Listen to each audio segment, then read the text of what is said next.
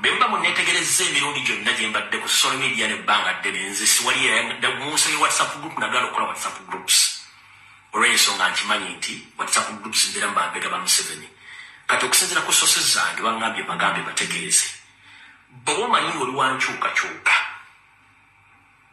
ng'era omanyikiddwa tuli byabufuzi ne oli WhatsApp gy'osigalamu ya family ne WhatsApp group ez'ekyalo eza business simanyi ez'okumulimu simanyi ezawakimu ziveemu one ekitongole muri iso semwai bayina enteekateeka okulangirira nti WhatsApp groups zikozesebwa batujju mu Uganda bagenda teekamu oba already mu WhatsApp groups mulimu bambega abajjamu conversation zammwe ne baziwa ebitongole omuli Chieftains of Military Intelligence ne iso ne police ne SFC era ogenda okulanga batandise okutrackinga omwomu nga bakukwata nga webuuza bakutte ddi kubanga WhatsApp groups ezo mulimu bambega ba Museveni abagenda batrackinga WhatsApp groups zino.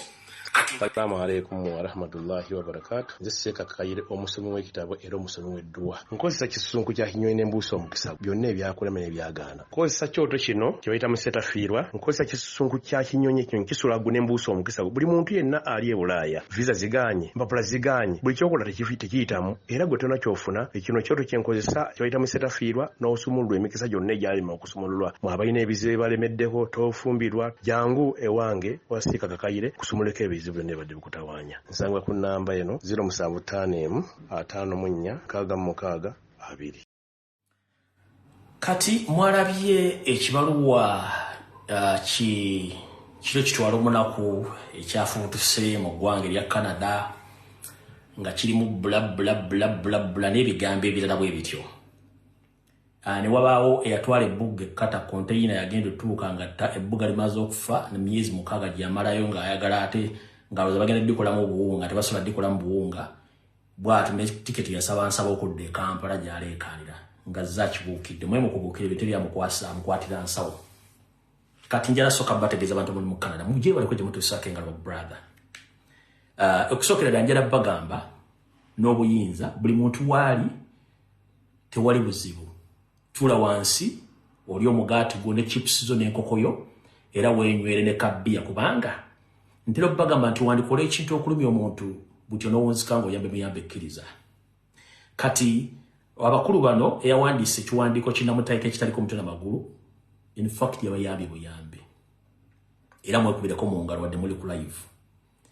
Eyawandiise ekiwandiiko kino yabayambye buyambi omanyi wandikola ekintu okulumya omuntu n'owunzika ng'oyambe muyambe ekkiriza temutya mwajjira mu mateeka mwafuna visa ne mufuna air ticket ne muyingira mu ggwanga lya Canada ne muteekayo asylum claims za mukitegeeza muli mu mateeka mu ggwanga lya Canada tewali yava mbire tewali yalinnya lyato nti waliwo yayita mwena mwayita ku migration bulungi nobakoneramu okuyingira. So your process it's officially you are known in Canada mukitegedde bulungi temuliyo illegally. So musooka mukitegedde bulungi ekyo kisookera n'ekyokubiri eyawandiise ekigambo ekibaluwa ekyo kibakuntumye. Mayina bagamba nze njagala nnyo okukolagana omuntu nga teyasoma naye ng'alina common sense dani okukolagana omuntu alina eyasoma naye nga talina common sense. Eyawandiise ekibaluwa kino agamba yasoma era mugezi nnyo naye bambi obwongo talina. Wawandiise ebbaluwa eno first and foremost ebbaluwa bwe tuba tuwandiika ebbaluwa kubeerako gwe yagiwandiise endagiriro yo ne gwogenda osindikira ebbaluwa endagiriro yo n'oteekako n'amannya go ne contact ne address. N'ebbaluwa gye wawandiise mukulu tugenda tandika mpolampola tugenda tandika mpolampola.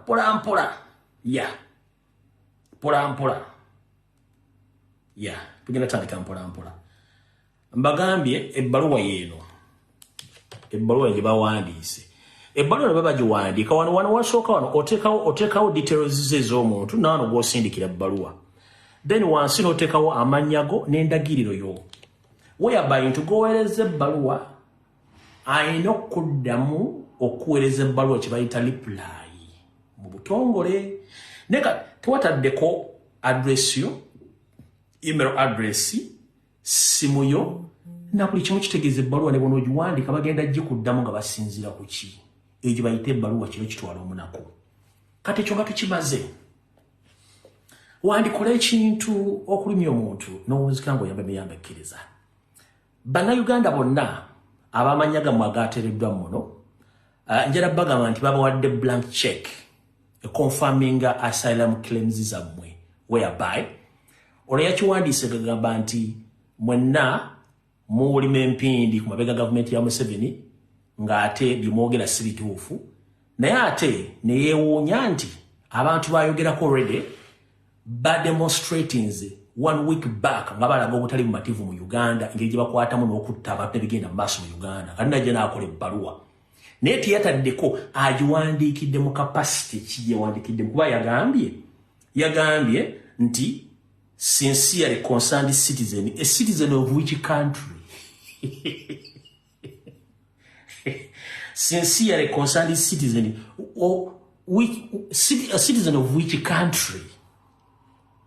Omutuuze wansi ki, tekuli simu, tekuli email address, tekuli address. Kati gwowandiikidde bbaluwa agenda kuddamu atya? Tiwali. Kati kino kye bayita kitwalo ebbaluwa in fact ya confirming asylum applications zammwe okuba genuine. Kye mbagamba nti okola ekintu okulumya omuntu n'owunzika ng'oyambe ekkiriza. Munywe ka champagne ono yagiwandiise yabakonedde mu bukonezi kubanga yawandiise ebbaluwa kandi baddemu katono wano yagambye bw'ati. Yagambye the Right Honorable Mr. Justin Trudeau, the Prime Minister of Canada, Office of the Prime Minister, 80 Williamton Street, Ottawa, on K1A 082 Canada. Kati, okumanya obuteebuza butambuza amazzi ekiro. Ensi ezaakulaakulana ezirina amateeka. Buli department oba ekitongole kyesimbawo bulambirira kye tuyita independent organizations or independent departments. Kati, ono okuwandiikira Prime Minister is less concerned about the migration process and asylum seekers. Wadde olina okuwandiikira migration, wadde yawandiikidde migration. But munywe soda mulamuna mbigere. Munywe soda omusigale munabe mbigere. Ono yawandiikidde Prime Minister. Naye nga Prime Minister gwawandiikira si akwatagana ne department y'okuyingiza n'okufulumya abantu mu ggwanga. No. Tugenze mu maaso n'agamba. A concern regarding all the abuse of Canadian refugees system by the National Unity Platform Canada chapter. N'agamba nti ye ng'omutuuze afaayo awandiise nga yeemulugunya ku chapter ya NUP e Canada mbu ekoze etyoboola ekitiibwa nga ekozesa ekibiina kya National Platform nga ekozesa ekibiina kya National Platform ddala chapter yo e Canada. Kyokka omwami ono gwe ngenda obbagamba omwami ono yawandiise ebbaluwa eyo wuno wano. Omwami bamuyita Dennis Sebuggwawo yawandiise ebbaluwa eyo. Yawandiise ebbaluwa eyo omusajja ono wa NRM naye bwe yali ng'agenda e Canada n'okufuna empapula ate recommendation emufunisa empapula yasaba ya National Unity Platform nabagamba nti amagezi gaba ga mutwe so si mugejjo. Ompulya bulungi nnyo omukulu Dennis Sebuggwawo ono okusinziira ku yakikoze bwe mbadde nsanya video ya WhatsApp groups nabagambye nti WhatsApp buli mbambega kati jukira nti bakomrades baffe bewandiisa amannya balina okugenda okwekalakaasa kati omu ku bantu abali mu WhatsApp groups ezo ndoza yajjamu information agiweereza omwami ono kwe kubanga yawandiisa amannya gano gonna kati okubiwandiika it's not a problem n'okubijjamu naye eyajjeemu ye mukyamu ate ne gwe yabiwadde si musiru mulwadde mbuuza lwaki. Omukulu ono ndowooza atera ya sponsoringa NRM symposium mu Canada naye ng'agamba nti mu Canada kati ate bwe yakoze ebbaluwa yeerabira nti mu Canada bannayuganda bwe baali bagenda okwekalakaasa beekalakaasa nga basinziira beebale bennyini.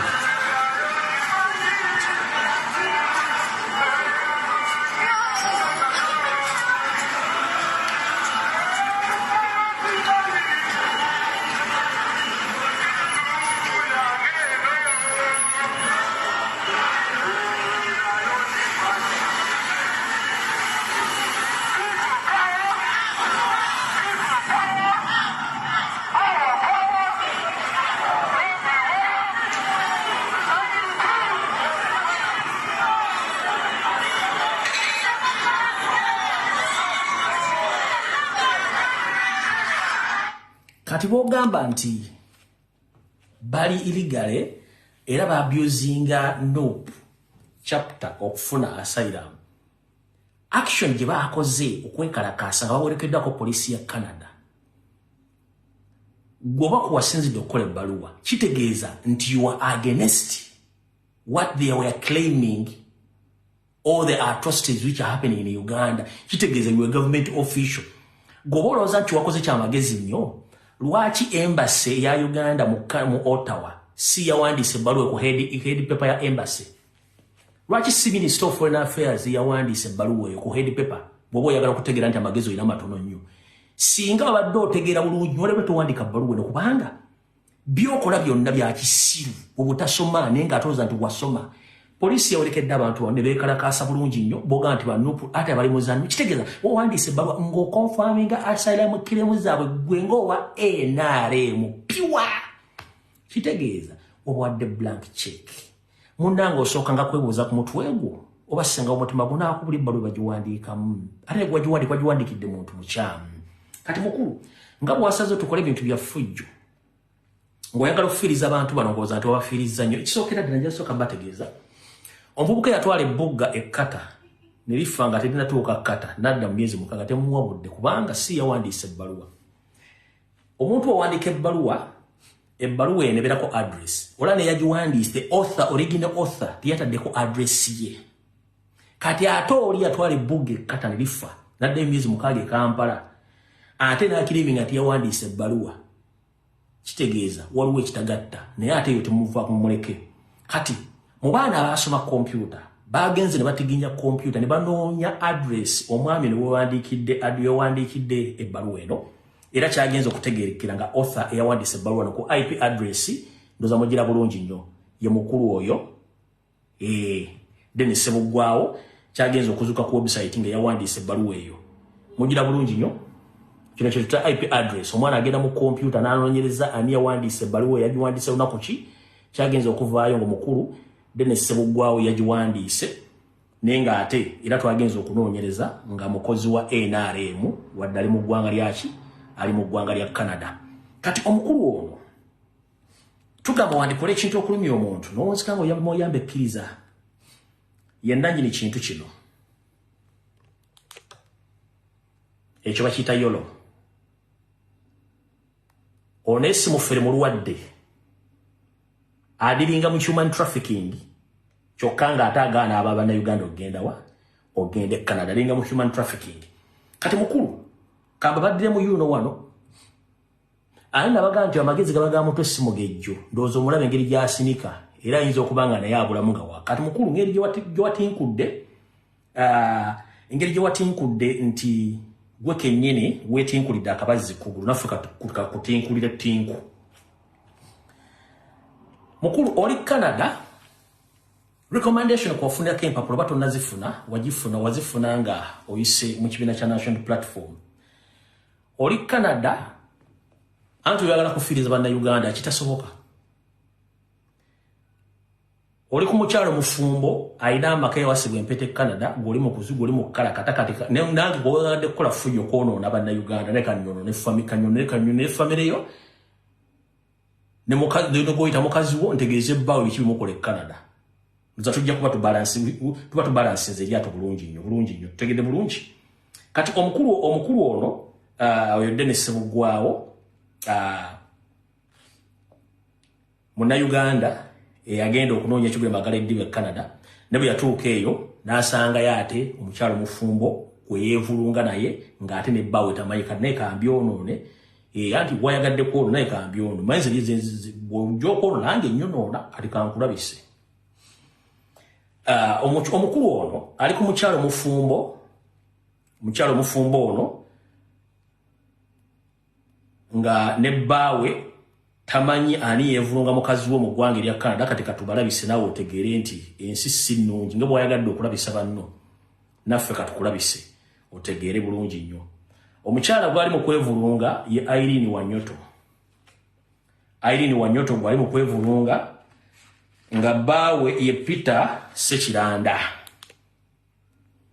Oyo mukyala mufumbo gwali mu kwevulunga naye oyo bbaawe yebbawe kano ne mchala gwe yevulunga ono yebba bafumbo gwe yevulunga kati mukulu Peter Sekiranda sebo oli Kampala naye ngeno mukazi wo bamulonda enswa bamulonda nswa ng'omukulu amuliko yoyo gwe bayita Dennis Sebugwawo kati wo oyagala okukakasa nti yamulonda enswa byaffe tubira ne buyino wano mulungi nnyo wuuyo alonda mukazi wa mulonda enswa zibuuka bulonda kunazimulondako gwe oli Kampala uli mu nguudo mukazi wa mulonda enswa e Canada nkyakuleetera mukulu bw'oba ovuga mukulu Peter Sekiranda oba ovuga emmotoka sooka ogiyimirize totomera aye tukuzika ku 8 uyoyo ono Dennis Sebugwawo ono Irene Wanyoto bawe mubalaze wali bawe bamuyita Peter Sekiranda ali mukanda mukazi wa mulonda enswa goli Kampala oba okola kisimanyi manyi yeyagadde oditi nkuula ffe byaffe tubina nabyo wano bagadde ofiriza bannayuganda basuka mbisa naffe katukufiirize owuli ekyo kitegeeza okukola effujjo ku bantu abatakulinaako ffujjo yoyo mukazi wali mukumulonda nswa emmotoka sooka ogiyimirize totomera mukazi wali Canada bamulonda nswa amulonda enswa yabadde akola effujjo nkyaleeta mukulu ng'emmotoka gipaakinge totomera siyo mukazi woyoyo yoyo mukazi wo manyi ffe kasita okola effujjo ffe tetukulwamu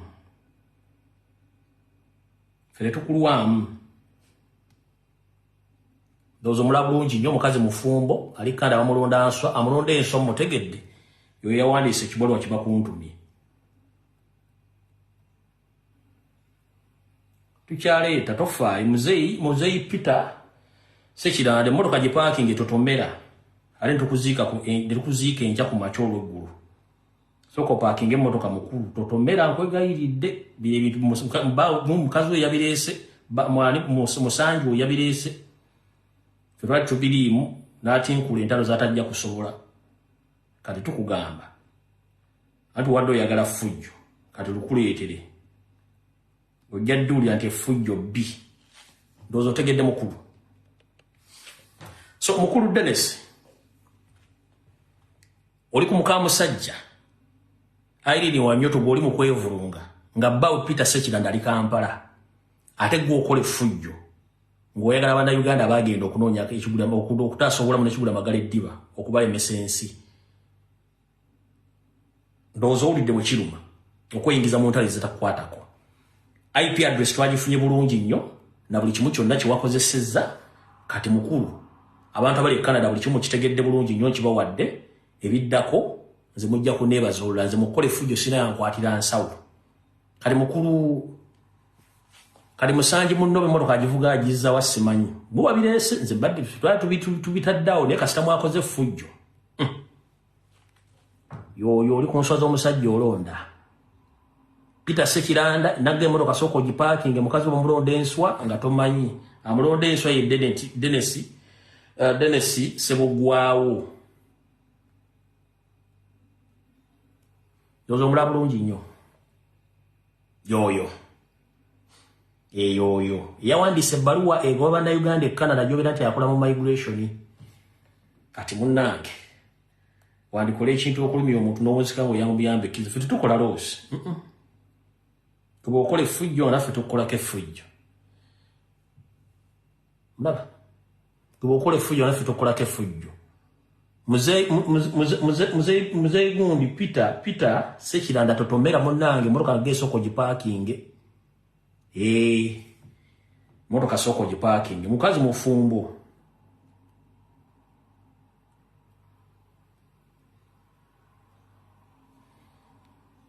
so mukulu oyo mukazi wo yagenda e Canada aline kalinkwe omulaba bulungi nnyo ali mu good life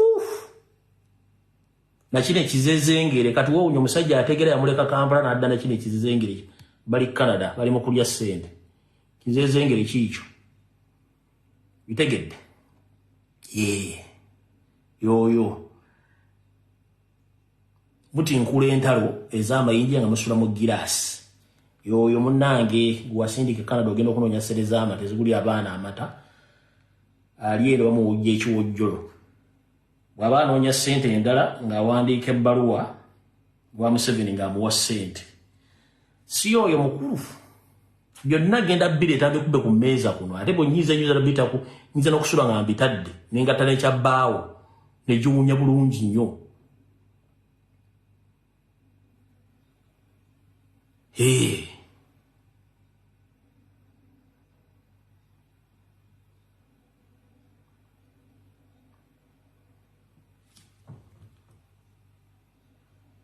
Oli Kampala mukazi bamulonda enswa bamuwujja ekiwojjolo goli omusajja wattu okuma bwana simekaganya ogenda ofuka osituka ekiro mukazi ali bamuwujja ekiwojjolo mulaba bulungi nnyo kati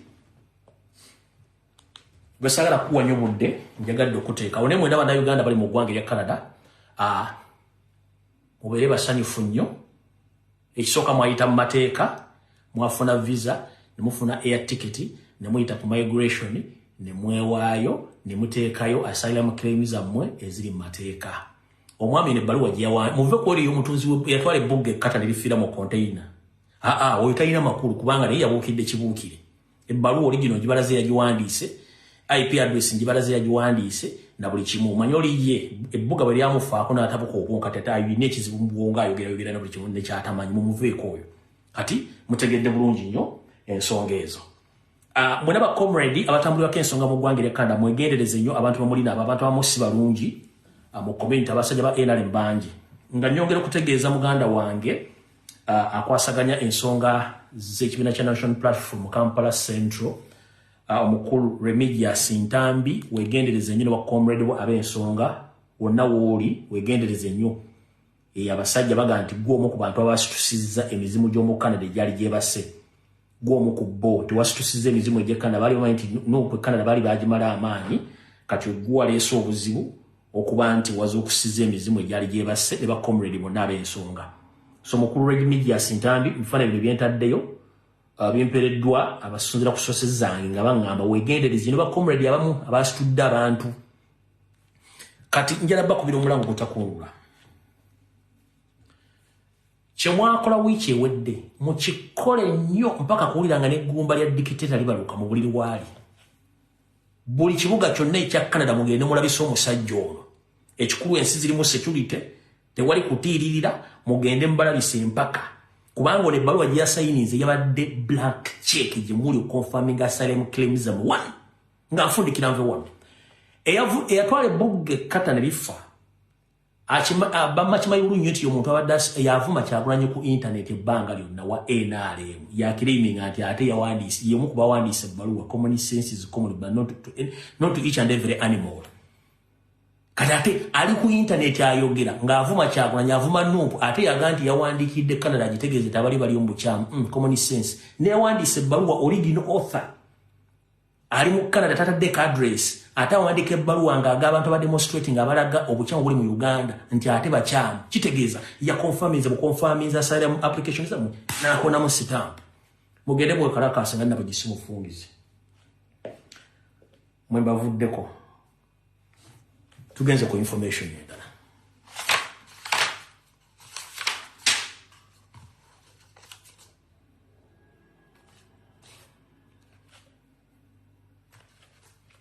kasoke mpiseewo ndowooza neno information tuleke tusimbule video yaffe ya buli lunaku.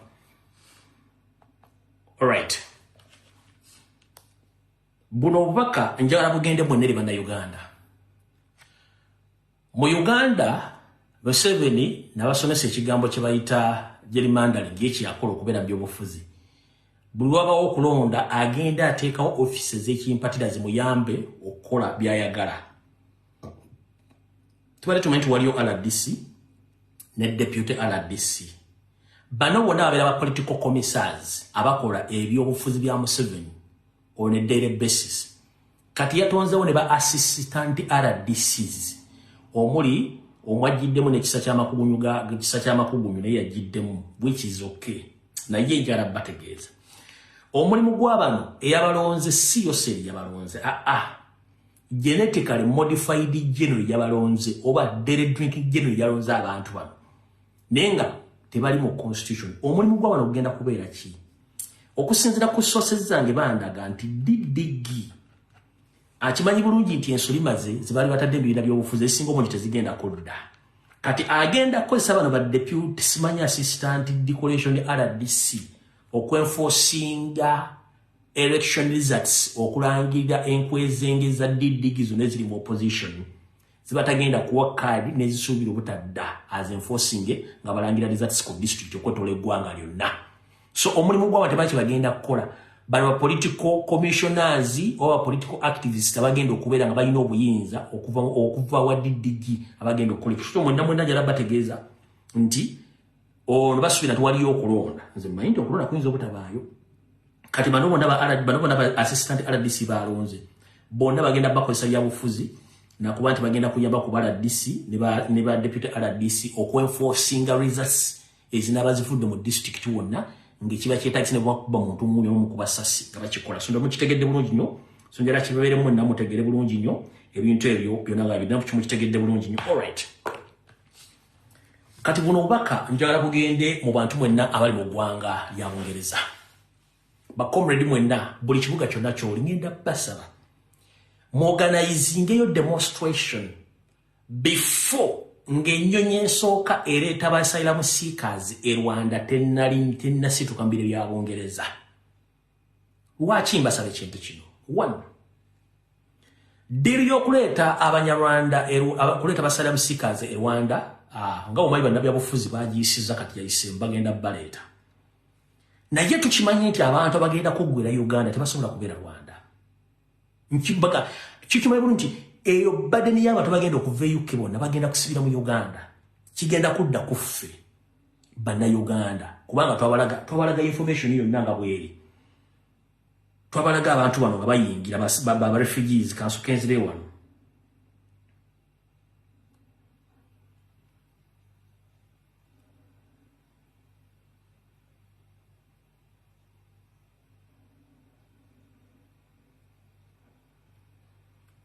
twabalaga basayira ba refugees nga bayingira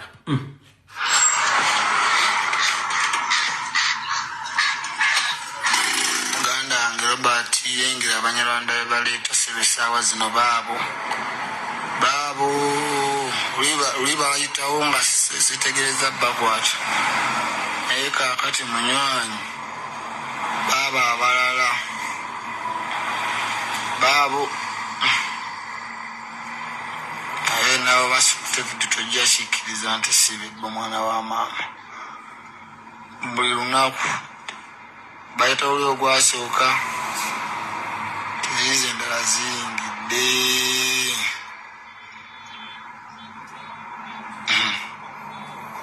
ero bansanze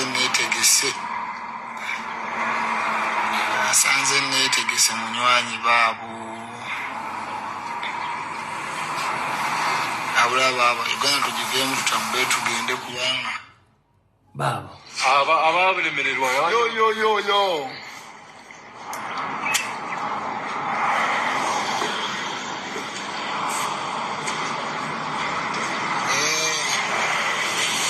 baba balala babu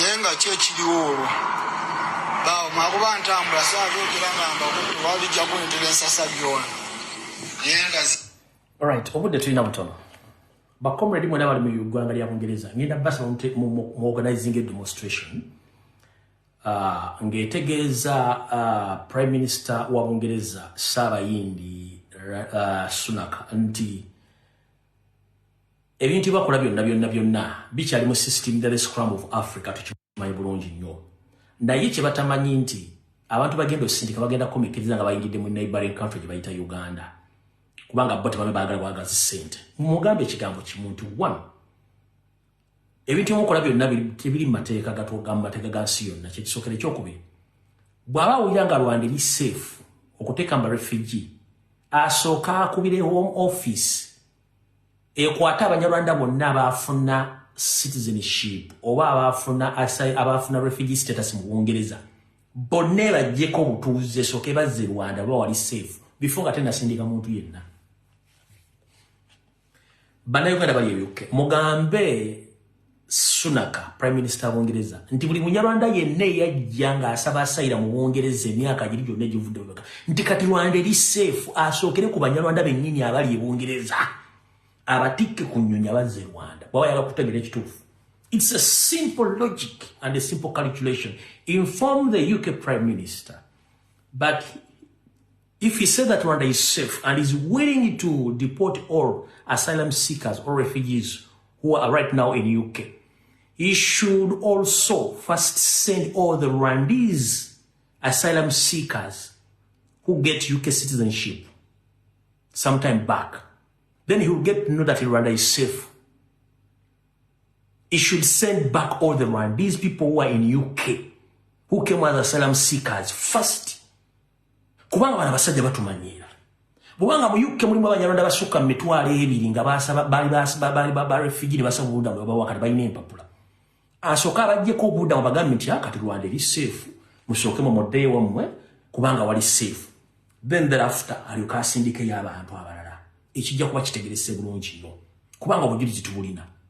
Ekitegeero y'abakulu eyiseemu bazze nga balaajana babawe ba refugees abali mu ggwanga lya Bungereza babasindike mu ggwanga erya Rwanda gye baba bakolera obubudamu. Wowulirira bino ng'abakulu ddiiru yaabwe yayiseemu dda. Kagame abala ssente zibaweebwa okulabirira ba refugees abo.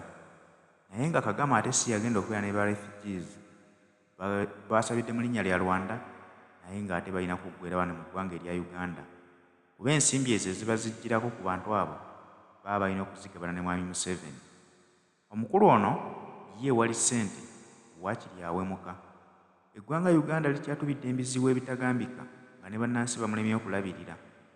Basazeewo baleete ne ba refugees babayiwe mu ggwanga erya Uganda. Naye nga weebuuza nti ba refugees abo bagenda kubeera wa? Ebo bosanga bajoonyesa bannayuganda nga babagoba ku ttaka lyabwe kubanga bo olutuuka mu ggwanga Uganda bwe bati nga babaweerawo emmundu. Babagamba wosanga munnayuganda oli wa ddembe okumugobawo n'osenga. Gw'ogobawo w'omujje wafuuka wuwo tewali agenda kukulemesa. Eyo osanga omuntu omu n'asengula ekyalo ekiriko abantu 2,000 n'agamba nti lyonna lyonna ttaka lye wabula nga bakubeko ku mudumo gwa mmundu nga gavumenti emuli mabega emusapootinga. Olwaleero tukyabonaabona n'Abanyarwanda abaggweredde mu Uganda nga bujja nti ewaabwe tewali eggwanga lyabwe lyaggwayo baaliggalawo. Bagasseeko ba refugees be bali mu kujja mu ggwanga erya Bungereza babaleeta Uganda. Weebuuze nti Uganda y'ensi esingamu emirembe oba Uganda ly'eggwanga erisinga obugagga ennyo nti lyerisobola okulabirira buli mugwira avudde gy'avudde? Kyewuunyisa nti abakulu bano bo tebakirowoozaako nti bannayuganda abaliwo tetunnaba kumanyawo ti tugenda balabirira ate tugatteko abagwira be batuweereza okuva mu ggwanga erya Bungereza. Nkugambye nti wali ssente waakiri ebirala bigaana ne bakutula ddiiru eyo. Kati abo bannayuganda akaseera mwekaabire.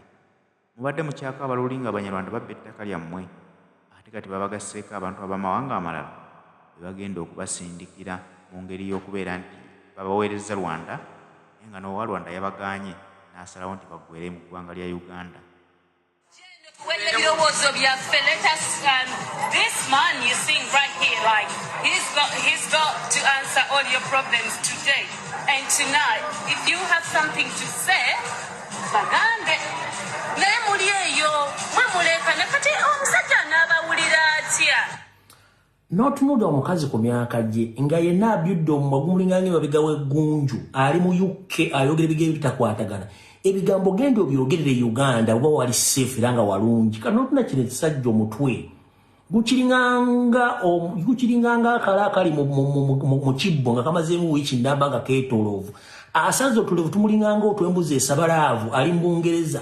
Ennyinde buninga agattoka embizi naye ng'ali mu Bungereza tasobola kudda wakati tobyogera Uganda. Wulira. Temusobola kuvaayo kwogera. Bannange come on ekintu kikutteyo bannange naye bannaayo okuwagira n'omukulembeze alina essente n'enyuma gwe. Kikutteyo kigudda. Bannange mugira ati we love you. balina abantu basatu. Balina abantu basatu. DJ uli mu kaboksi no ba nakapacha balina abantu basatu mu kalumu babadde nga bategese conference y'omutamivu. Obalaba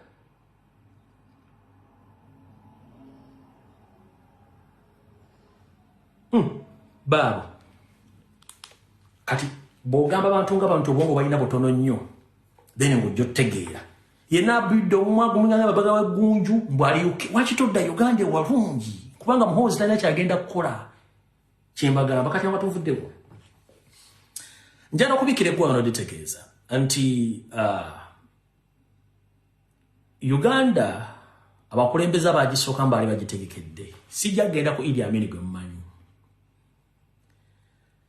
Sekabaka Frederick Luwangula Mutesa